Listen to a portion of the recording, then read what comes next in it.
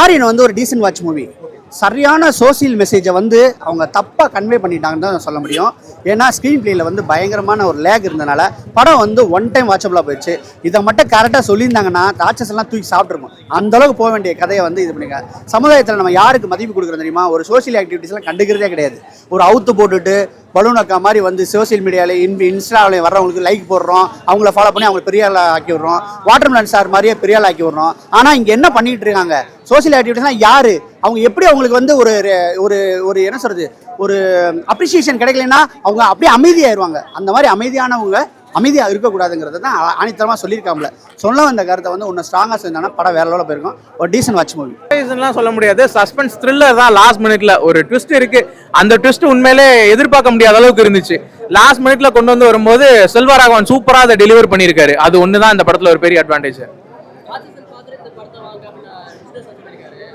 ராட்சசன் அவர் சொன்னது வந்து கரெக்ட் தான். ராட்சசன் பார்த்துட்டு இந்த படம் வாங்கன்னு சொன்னார்ல, இந்த படத்துல ராட்சசனோட சூப்பரான ஒரு ஆக்டிங்கை டெலிவர் பண்ணியிருக்காருன்னு தான் சொல்லணும். நம்ம ராட்சசன் அண்டர் ரேட்டடா பண்ணிட்டோம். ஆனா இந்த படம் அப்படி இருக்கக்கூடாது. இது நல்லா நமக்கு ஓரளவுக்கு செலிப்ரேட் பண்ணணும். இந்த படத்தை சூப்பரான படம், ஃபேமிலியோட பார்க்கலாம். ரொம்ப ஒன்றும் இந்த மாதிரி சீன்ஸ்லாம் இல்லை, நல்லா இருக்கு.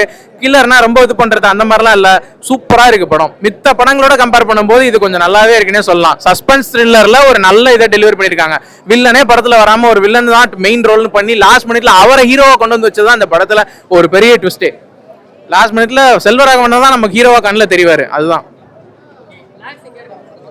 எங்கேயுமே லாக்ஸ் ஆகல. ஃபர்ஸ்ட் ஹாஃப் மட்டும் தான் நமக்கு லைட்டா சம்பந்தம் இல்லாம போற மாதிரி இருக்கும். ஆனா செகண்ட் ஹாஃப்ல அதை பெர்ஃபெக்ட்டா முடிச்சிட்டாங்க.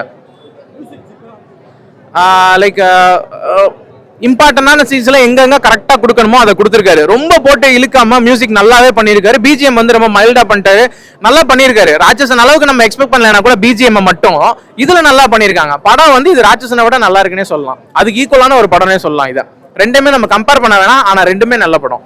இதுதான் அவுட் ஆஃப் 5 4 கொடுக்கலாம் ப்ரோ. அந்த அளவுக்கு ஒரு சூப்பரான ஒரு படம். உண்மையில மெசேஜ் ஒரு சூப்பர் மெசேஜ் சொல்ல வராங்க. ஆனா அது சொன்னா படத்தோட சஸ்பென்ஸ் போயிடும். அதுக்காக தான் அந்த சுவாரஸ்யம் போயிடக்கூடாது அப்படிங்கிறதுக்காக மெசேஜ் வெளியே நம்ம சொல்லக்கூடாது. ஆனா ஒரு சூப்பரான ஒரு மெசேஜ் இந்த படத்துல இருக்கு. அதுதான் ரொம்ப சாட்டிஸ்ஃபைட். வந்ததுக்கு உண்மையிலே சாட்டிஸ்ஃபைட். ட்ரைலர் பார்த்துட்டு வந்ததுக்கு உண்மையிலே ரொம்ப ரொம்ப சாட்டிஸ்ஃபைட். அதுதான் கண்டிப்பா ஒரு பெரிய கம்பேக்கா தான் இருக்கும். அவர் போலீஸா நடிச்சா உண்மையிலே ஏத்துக்கிற மாதிரி தான் இருக்கு. சூப்பரா பண்ணியிருக்காரு. இனிமே அவருக்கு இந்த மாதிரி படங்கள் நிறைய வரணும். நல்லா இருக்கும், ரசிக்கலாம், ரசிக்கும்படியே பண்றாரு. இல்ல அது வேணாம், அதையும் சொல்லக்கூடாது. அதுலயே ஒரு பெரிய ட்விஸ்ட் வச்சிருக்காரு, அதெல்லாம் வேணாம் சொல்லக்கூடாது. Yeah sure.